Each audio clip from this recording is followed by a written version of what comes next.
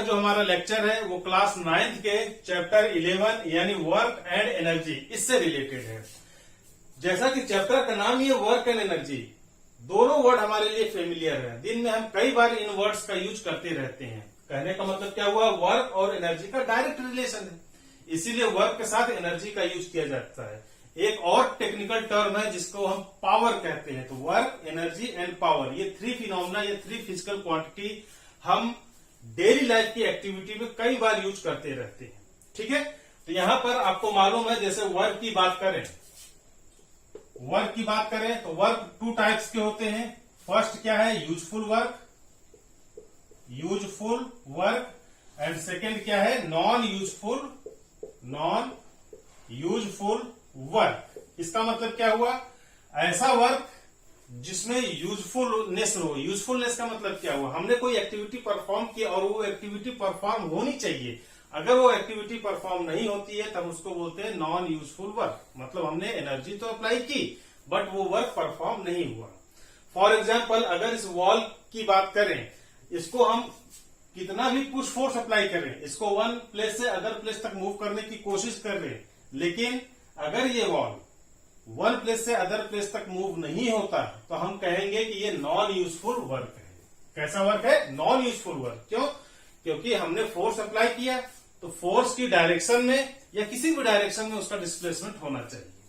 ठीक है, सिमिलरली कई बार आपने देखा होगा, सपोज करिए आपका लैपटॉप या आपका कंप्यूटर खराब हो गया तो आपने सॉफ्टवेयर इंजीनियर को या टेक्नीशियन को बुलाया, उसने टाइम भी स्पेंड किया 2 और 3 आवर का, बट आपका जो प्रॉब्लम थी लैपटॉप या कंप्यूटर में वो सॉल्व नहीं हुई, तो आप कहते हैं कि आपने तो कोई काम ही नहीं किया, आपने कोई वर्क नहीं किया। इसका मतलब क्या हुआ, वो नॉन यूजफुल वर्क है, बट उसने एनर्जी भी स्पेंड की, उसने टाइम भी स्पेंड किया टेक्नीशियन ने, लेकिन आपकी नजर में उसने कोई वर्क परफॉर्म नहीं किया। तो इस टाइप के जो वर्क्स है वो क्या है, नॉन यूजफुल वर्क की कैटेगरी में आते हैं।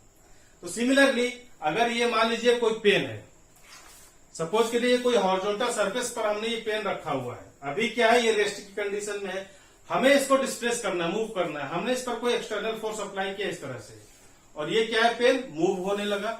तो जब हमने फोर्स अप्लाई किया और ऑब्जेक्ट में डिस्प्लेसमेंट क्रिएट हो गया या ऑब्जेक्ट मूव करने लगा, तो उस कंडीशन में हम कहते हैं कि हमने वर्क परफॉर्म किया, क्योंकि वो वर्क हमें फिजिकली दिखाई देता है। तो यूजफुल वर्क की कैटेगरी में क्या होगा कि जब सपोज करिए कोई हॉरिजॉन्टल सरफेस है, जब किसी ऑब्जेक्ट पर हम कोई एक्सटर्नल फोर्स अप्लाई करते हैं, सपोज करिए हमने ये एक्सटर्नल फोर्स F अप्लाई किया, तो ऑब्जेक्ट पोजीशन A से मूव होकर पोजीशन B पर पहुंच जाती है। मतलब ऑब्जेक्ट का जो डिस्प्लेसमेंट है वो A से B की तरफ हो जाता है। तो इसको हम बोलते हैं यूजफुल वर्क। ठीक है, तो यहां पर A से B के बीच में कोई ना कोई डिस्टेंस होगा, ये डिस्टेंस सपोज करिए स्मॉल s है, तो वर्क क्या होगा, यूजफुल वर्क को हम कैपिटल W से नॉर्मली रिप्रेजेंट करते हैं। तो वर्क का जो डेफिनेशन होगा वो क्या हो गया, फोर्स हमने अप्लाई किया इनटू फोर्स की डायरेक्शन में डिस्प्लेसमेंट होना चाहिए। जरूरी नहीं कि फोर्स की डायरेक्शन में ही डिस्प्लेसमेंट हो, किसी भी डायरेक्शन में डिस्प्लेसमेंट हो सकता है। तो मतलब हमने अगर फोर्स अप्लाई किया तो ऑब्जेक्ट का ये जो पोजीशन है ये चेंज होना चाहिए। ठीक है, चाहे अपवर्ड मूव करे, चाहे डाउनवर्ड मूव करे, चाहे फॉरवर्ड मूव करे या किसी एंगल पर मूव करे, बट मूव होना चाहिए। उसकी जो पोजीशन है वो A से शिफ्ट होनी चाहिए। तो वर्क का जो डेफिनेशन है या वर्क का जो फार्मूला आता है, work is equal to force into displacement. ठीक है, तो इसको हम बोलते हैं, क्या बोलेंगे, useful work. Non useful work, इसका एग्जांपल अगर हम देखें तो हमने क्या बोला, पुश या पुल फोर्स भी हो सकता है, पुश या pull force applied on huge rock. अगर ह्यूज रॉक का आपको एग्जांपल नहीं आता तो आप वर्टिकल वॉल को भी पुश फोर्स या पुल फोर्स अप्लाई करके देख सकते हैं, आपको कोई डिस्प्लेसमेंट वहां नहीं दिखने वाला। तो यहां पर लिख सकते हैं push force applied on vertical, ये चीजें सेम रहेंगी, है ना, वर्टिकल वॉल। तो इस तरह की जो फिनोमेना है जहां पर हमने फोर्स अप्लाई किया बट डिस्प्लेसमेंट नहीं हुआ, तो उसको हम बोलते हैं non useful work. In short अगर इसको समराइज किया जाए तो हमने फोर्स अप्लाई किया, डिस्प्लेसमेंट नहीं हुआ, इसको हम क्या बोलते हैं, नॉन यूजफुल वर्क। यहां पर क्या हुआ, हमने फोर्स भी अप्लाई किया और डिस्प्लेसमेंट भी हुआ, इसको हम बोलते हैं यूजफुल वर्क। ठीक है, तो वर्क को नॉर्मली 2 कैटेगरीज में डिवाइड किया जाता है, that is useful and non useful work. इसके बाद अगर हम टेक्निकल डेफिनेशन की बात करें, साइंटिफिक डेफिनेशन की बात करें, तो हमने क्या बोला कि वर्क परफॉर्म करने के लिए हमें फोर्स की रिक्वायरमेंट होती है और डिस्प्लेसमेंट की रिक्वायरमेंट होती है। यहां पर साइंटिफिक डेफिनेशन, साइंटिफिक या technical definition, scientific oblique technical definition of work क्या होगा, वर्क परफॉर्म करने के लिए 2 इंपॉर्टेंट थिंग्स है। फर्स्ट क्या होगा, एक्सटर्नली अप्लाइड फोर्स, वहां पर होना चाहिए एक्सटर्नली अप्लाइड फोर्स होना चाहिए। सेकेंड क्या है, डिस्प्लेसमेंट होना चाहिए, डिस्प्लेसमेंट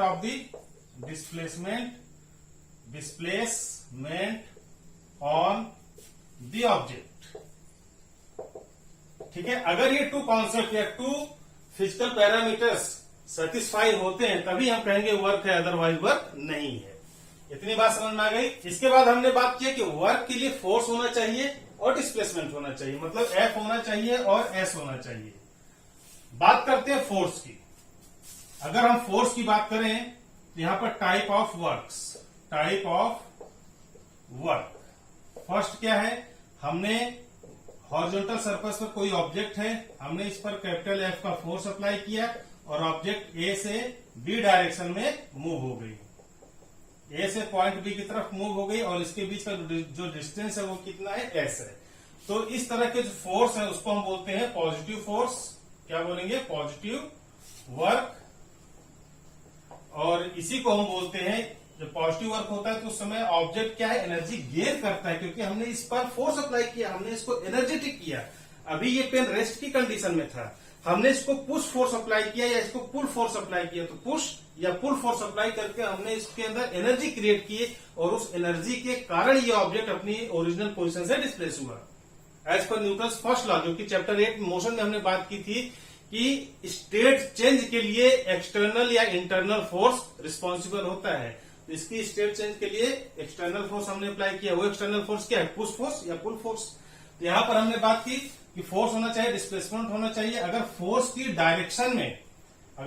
डायरेक्शन में डिस्प्लेसमेंट होता है तो उस तरह के जो वर्क होते हैं उनको हम पॉजिटिव वर्क कहते हैं। और पॉजिटिव वर्क में हमेशा एनर्जी गेन होता है। क्या होता है, energy gain by the object. ठीक है, और इसमें जो डायरेक्शन होती है, ये फर्स्ट पॉइंट था। सेकंड पॉइंट क्या हुआ, फोर्स की डायरेक्शन और डिस्प्लेसमेंट की डायरेक्शन क्या होगी, सेम होगी। फोर्स और डिस्प्लेसमेंट वो सेम डायरेक्शन में होंगे, सेम डायरेक्शन। ठीक है, सेकंड क्या हुआ, ये फर्स्ट सिचुएशन थी। सेकंड सिचुएशन की बात करें, this is the situation number 1। अगर सपोज करिए यहां पर कोई कार मूव कर रही है, कोई कार इस तरह से मूव कर रही है, इसका ये टायर है और फॉरवर्ड डायरेक्शन में मूव कर रही है, पॉइंट ए से पॉइंट बी की तरफ उसको मूव करना है। आपको बी पर पहुंचना है, तो क्या वो ड्राइवर जो है ब्रेक अप्लाई करेगा। जब ड्राइवर ब्रेक अप्लाई करेगा तो कार यहां पर आके रुक जाती है। तो कार यहां पर रुकेगी, क्यों स्टॉप होगी, ऑब्वियसली इसके इस डायरेक्शन के फोर्स को कोई न कोई अपोजिट डायरेक्शन में पुल कर रहा है। कार फॉरवर्ड डायरेक्शन में मूव कर रही है, उसको रोकने के लिए हमें बैकवर्ड डायरेक्शन में उसको पुल करना पड़ेगा। तो वो एक्सटर्नल पुल फोर्स कौन अप्लाई कर रहा है, ऑब्वियसली दिस फोर्स। अब आप बोलेंगे यहां पर कौन सा फोर्स है, तो यहां पर टायर और रोड के जो जंक्शन पॉइंट्स होते हैं वहां पर एक फ्रिक्शन फोर्स अप्लाई होता है।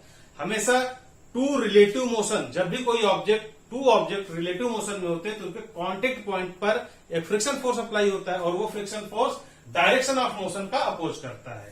तो ये कार जो है फॉरवर्ड डायरेक्शन में मूव कर रही है ए से बी की तरफ, तो अपोजिट डायरेक्शन में मतलब बी से ए की तरफ एक फ्रिक्शन फोर्स अप्लाई होगा। ये क्या है, कैपिटल एफ, जो कि कार को इस डायरेक्शन में मूव कर रहा है ए से बी की तरफ, और ये फ्रिक्शन फोर्स है।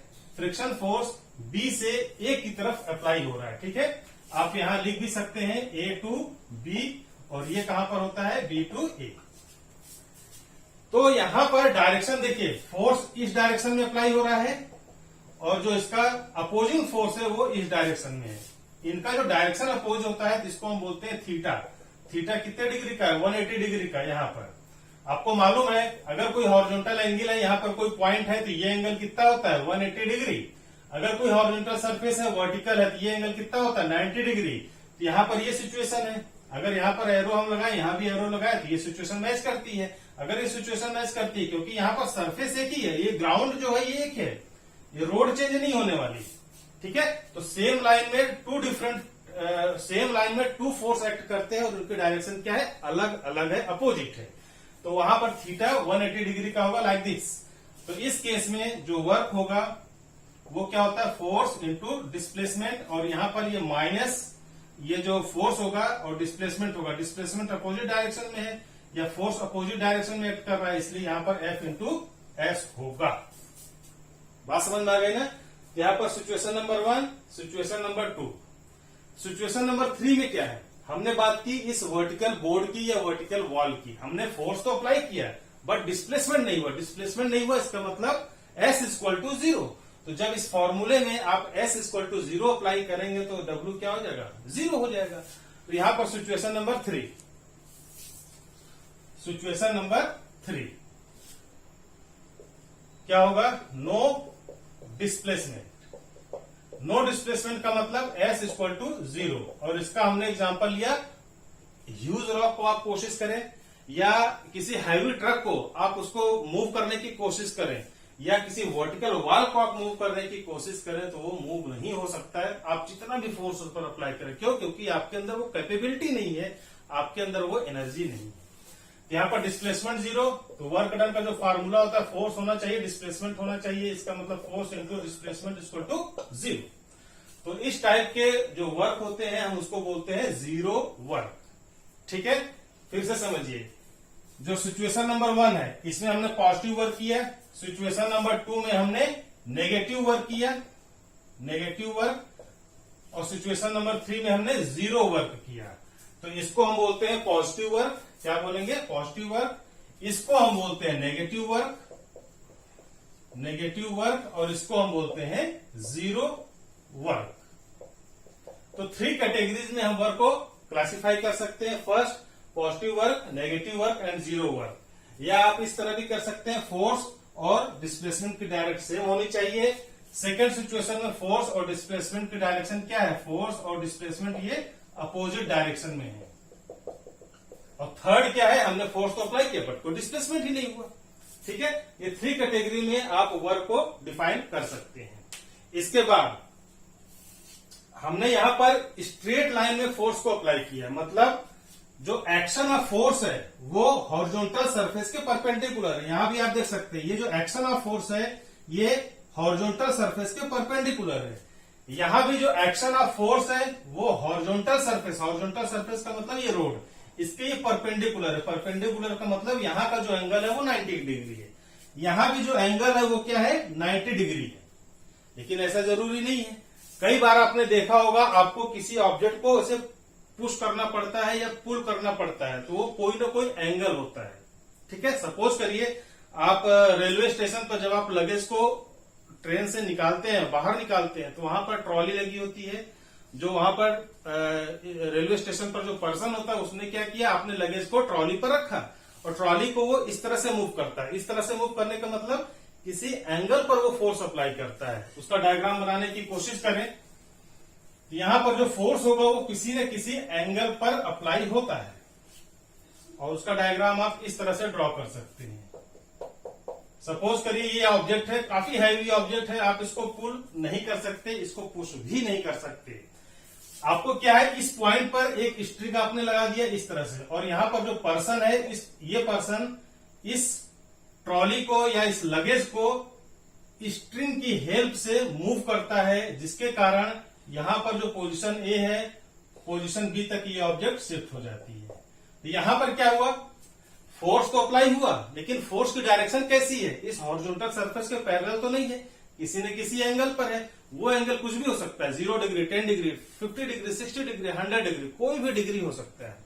यहां पर सपोज करिए हमें नहीं मालूम हॉरिजॉन्टल सरफेस है, हॉरिजॉन्टल से ये जो एंगल ऑफ फोर्स है वो थीटा डिग्री पर एक्ट कर रहा है। कितने डिग्री पर? थीटा डिग्री पर। अब क्या हुआ, हमने बात की थी active force and reactive force, two type के फोर्स है। तो ऑब्जेक्ट क्लियरली जो है मूव किधर हो रहा है? फॉरवर्ड डायरेक्शन में। तो इस डायरेक्शन में जो मूवमेंट है इसको हम बोलते हैं एक्टिव फोर्स। इसको क्या बोलेंगे? Active force. क्योंकि ऑब्जेक्ट ए से बी की तरफ मूव हो रहा है, लेकिन वर्टिकल डायरेक्शन में क्या हुआ? ऑब्जेक्ट तो मूव नहीं कर रहा। इसको हम बोलते हैं रिएक्टिव फोर्स। रिएक्टिव फोर्स, ठीक है। तो हमारे लिए यूजफुल वर्क कहां से मिलेगा? एक्टिव से। तो यहां एक्टिव फोर्स से हमें यूजफुल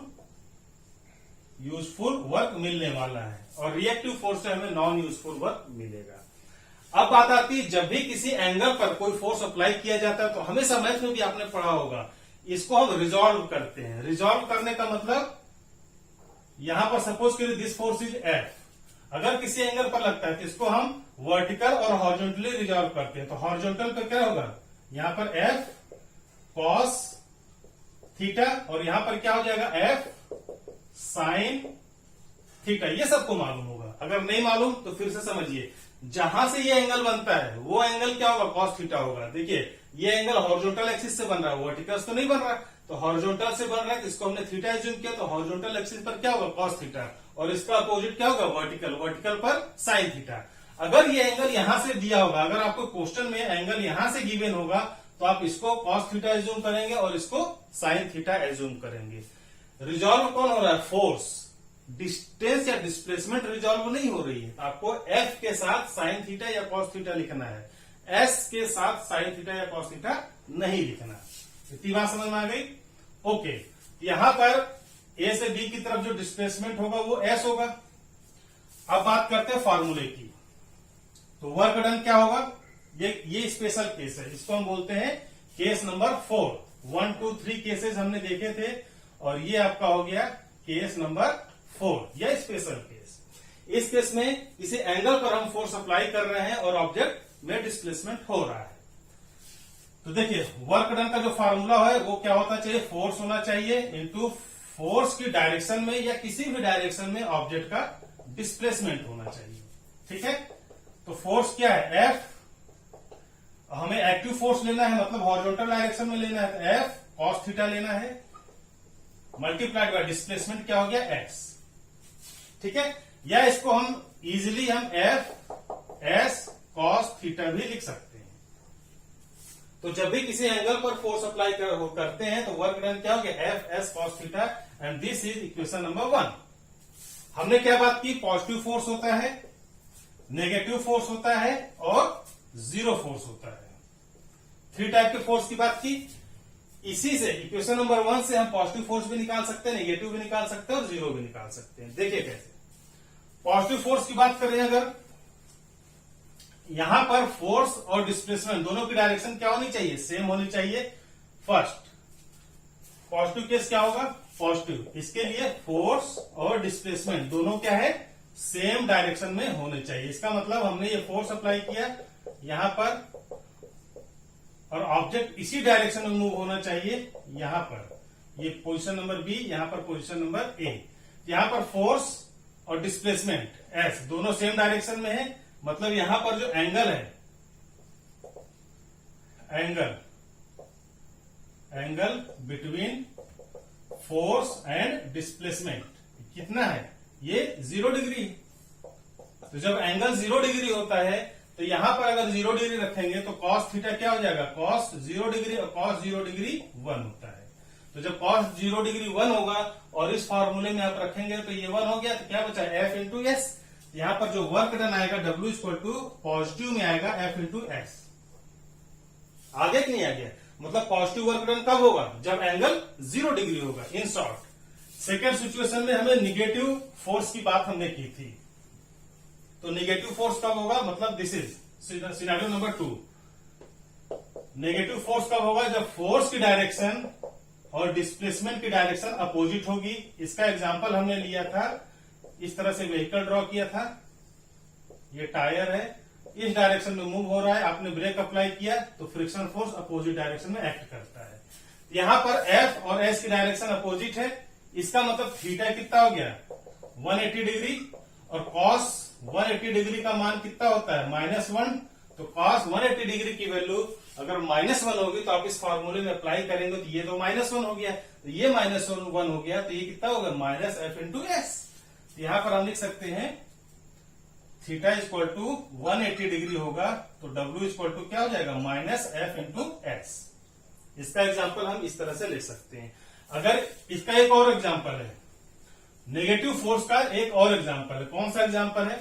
सपोज करिए ये कोई बॉल है, ठीक है, इस बॉल को आप यहां पर खड़े हुए हैं, आपने इसको वर्टिकल डायरेक्शन में मूव किया इस तरह से, हमने फोर्स तो इस डायरेक्शन में अप्लाई किया, तो बॉल क्या है यहां पर एक पर्टिकुलर डिस्टेंस ट्रेवल करती है, उसके बाद ये नीचे की तरफ मूव करती है और डायरेक्टली ये ग्राउंड पर आ जाती है।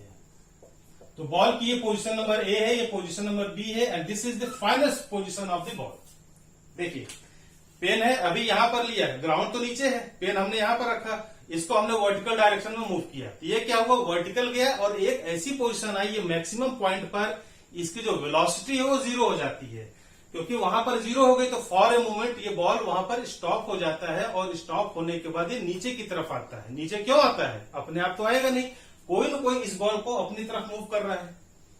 यहाँ बॉल के नीचे कौन है? कोई नहीं है, यहाँ पर केवल अर्थ है। तो प्रीवियस चैप्टर में आपने ग्रेविटेशन पढ़ा होगा, ग्रेविटेशन में हमें ये पता चलता है कि अर्थ ईच एंड एवरी ऑब्जेक्ट पर एक फोर्स अप्लाई करता है, और वो फोर्स कैसा होता है? अट्रैक्टिव फोर्स होता है, और अट्रैक्टिव फोर्स के कारण each and every object towards the ground move करता है, ग्राउंड की तरफ आता है, ठीक है। तो जब बॉल यहां पर था, हमने वर्टिकली इसको मूव किया, तो यहां पर ये मैक्सिमम पोजीशन इसकी बी है, और यहां पर जो इसकी वेलोसिटी हो जाएगी 0 हो जाएगी।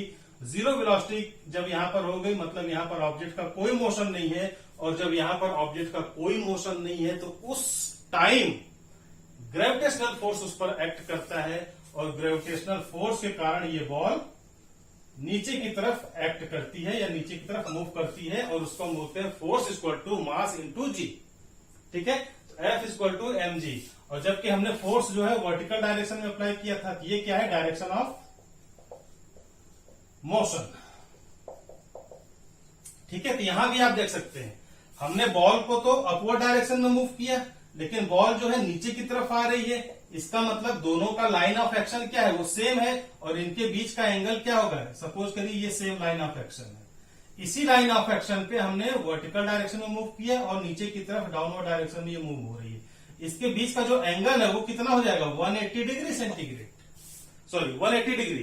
तो 180 डिग्री इसका जो है सेकेंड एग्जाम्पल है, और 180 डिग्री यहां पर अप्लाई करेंगे तो cos 180 डिग्री का मान -1 होता है, और यहां पर जो वर्क डन आएगा वो -FS आएगा, मतलब नेगेटिव वर्क डन वहां पर आएगा, ठीक है।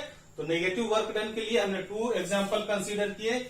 इसके पहले हमने फ्रिक्शन का एक एग्जाम्पल लिया था, और ये जो है एग्जाम्पल नंबर 2 जो कि नेगेटिव वर्क डन के लिए है। आप इस तरह से भी एग्जाम में अगर आपसे पूछा जाए तो डिफाइन कर सकते हैं एग्जाम्पल की हेल्प से। थर्ड एग्जाम्पल की बात करें, थर्ड एग्जाम्पल तो बहुत आसान है, जीरो फोर्स हमें प्रूफ करना है। तो जीरो फोर्स के लिए या जीरो वर्क डन के लिए क्या होगा? डिस्प्लेसमेंट 0 होना चाहिए। इसके लिए हमने बात की, सपोज करिए ये वर्टिकल वॉल है, आपने यहां से कोई पुश फोर्स अप्लाई किया, यहां से आपने इसको पुश फोर्स अप्लाई किया, ये वर्टिकल वॉल है, आपने इसको पुश फोर्स अप्लाई किया। ऑब्जेक्ट या वॉल यहां से यहां तक मूव होना चाहिए, लेकिन यहां पर मूवमेंट तो हुआ नहीं, तो जब मूवमेंट नहीं हुआ इसका मतलब वहां पर डिस्प्लेसमेंट 0 है। सिमिलरली हमने ह्यूज रॉक की बात की थी, ये एग्जाम्पल नंबर 1 हो गया। एग्जाम्पल नंबर 2 में हमने ह्यूज रॉक की बात की। ये क्या है? ह्यूज रॉक, जिसको आप मूव नहीं कर सकते, आपकी कैपेसिटी से वो बहुत ज्यादा है। हम यहां पर इसको पुल या पुश फोर्स अप्लाई करते हैं इस तरह से, या इसको अपनी तरफ मूव करने की कोशिश करते हैं। तो यहां पर जो रॉक है इसमें तो 0 डिस्प्लेसमेंट होगा। अगर इसकी पोजीशन ए है तो इसकी पोजीशन चेंज नहीं होने वाली, तो जब इसकी पोजीशन चेंज नहीं होगी इसका मतलब यहां भी डिस्प्लेसमेंट 0 होगा। और यहां पर जब आप डिस्प्लेसमेंट 0 रखेंगे मतलब S इक्वल टू 0, तो S0 की पूरी इक्वेशन क्या है, 0 आ जाएगी और वहां पर वर्क डन जो है आपका 0 होगा। ठीक है, ये इसका एग्जांपल है। इसके बाद ये तो डिस्प्लेसमेंट की बात कर ली हमने। इसके बाद एक और एग्जांपल, यहां पर आप एंगल देख सकते हैं, ये एंगल कितना है, 90 डिग्री का एंगल है। यहां भी पुश फोर्स या पुल फोर्स आप अप्लाई करेंगे तो यहां भी ये जो एंगल आएगा ये 90 डिग्री का आएगा। इसका मतलब अगर किसी एक्टिविटी में 90 डिग्री का एंगल है तो वहां पर आपका कॉस थीटा जो है वो 0 हो जाता है। कॉस 90 डिग्री की वैल्यू क्या हो जाएगी, 0। तो यहां पर आप ये लिख सकते हैं कि या तो इसके लिए 2 सिचुएशन है। फर्स्ट सिचुएशन क्या है, S इक्वल टू 0 होना चाहिए। सेकंड क्या है, थीटा जो है 90 डिग्री होना चाहिए। ठीक है, तो वर्क डन 0 के लिए 2 सिचुएशन है, या तो डिस्प्लेसमेंट 0 हो या तो एंगल 90 डिग्री का हो। अब डिस्प्लेसमेंट 0 के हमने 2 एग्जांपल लिए, एंगल 90 डिग्री का क्या एग्जांपल है। देखिए सपोज करिए कोई हैवी लगेज है, कोई हैवी लगेज है, आपको कहीं ट्रेवलिंग पर जाना है, आपने हैवी लगेज लिया है। आपकी जो पोजीशन, आपकी बॉडी की पोजीशन है वो स्टैंडिंग पोजीशन है। आपने लगेज को उठाया अपने हेड पर, ठीक है। तो जब आप लगेज को हेड पर उठाते हैं और उसको होल्ड रखते हैं, मतलब आपकी बॉडी मूव नहीं कर रही है, तो उस टाइम जो डिस्प्लेसमेंट है वो 0 होगा और एंगल जो है वो 90 डिग्री होगा। सपोज करिए आप इस डायरेक्शन में मूव कर रहे हैं या इस डायरेक्शन में मूव कर रहे हैं लगेज को लेके, तो वहां पर जो एंगल होता है फोर्स और डिस्प्लेसमेंट का, फोर्स क्या हुआ अपवर्ड डायरेक्शन में, डिस्प्लेसमेंट क्या हुआ हॉरिजॉन्टल डायरेक्शन में। तो अपवर्ड एंड हॉरिजॉन्टल इनके बीच का जो एंगल होता है वो 90 डिग्री का होता है। देखिए ये सिचुएशन नंबर 1 है। सिचुएशन नंबर 2 में थीटा जो है 90 डिग्री का होगा। इसको हमने डायग्राम से अगर रिप्रेजेंट करना हो तो सपोज करिए कोई पर्सन है और यहां पर कोई लगेज था, अभी लगेज यहां पर था, इसको हम वर्टिकल डायरेक्शन में मूव करते हैं, अपने हैंड से इस तरफ उठाते हैं और अपने हेड पर रखते हैं यहां पर। तो फोर्स तो हमने यहां पर अप्लाई किया। अगर हमारी बॉडी मूव कर रही है, 2 सिचुएशन यहां पर पॉसिबल है, या तो हमारी बॉडी में मोशन होगा या तो हमारी बॉडी रेस्ट में होगी। अगर बॉडी रेस्ट में है तो वहां पर डिस्प्लेसमेंट 0 हो गया, तो वर्क डन क्या हो गया, F cos थीटा, यानी S इक्वल टू 0, तो वर्क डन क्या हो गया 0। अगर बॉडी मोशन में है या तो हम हॉरिजॉन्टल डायरेक्शन में मूव करेंगे, हॉरिजॉन्टली इस डायरेक्शन में मूव करेंगे या हॉरिजॉन्टली इस डायरेक्शन में मूव करेंगे। ये कौन सी डायरेक्शन है, ईस्ट डायरेक्शन, और इसको हम वेस्ट डायरेक्शन बोल सकते हैं। ऊपर तो उठेंगे नहीं, हमारी बॉडी अपवर्ड डायरेक्शन तो मूव करेगी नहीं, या तो हम ईस्ट डायरेक्शन में या तो वेस्ट डायरेक्शन में मूव करेंगे। तो यहां पर फोर्स देखिए वर्टिकल डायरेक्शन में है और जो डिस्प्लेसमेंट है ये क्या हो गया डिस्प्लेसमेंट, ये क्या हो गया डिस्प्लेसमेंट। तो फोर्स और डिस्प्लेसमेंट इनके बीच का जो एंगल है वो 90 डिग्री है। यहां भी जो एंगल है ये 90 डिग्री है। ठीक है, तो नॉर्मली एग्जाम में पोर्टर का एग्जांपल लिया जाता है। पोर्टर का मतलब कूली, ट्रेन में आप कूली को बुलाते हैं तो कूली के केस में ये सिचुएशन पॉसिबल होती है। तो ये जो है थीटा जो है 90 डिग्री का होगा और थीटा 90 डिग्री होगा तो वहां पर वर्क डन भी क्या होगा 0 होगा। क्यों, क्योंकि cos 90 डिग्री की वैल्यू क्या होती है 0 होती है।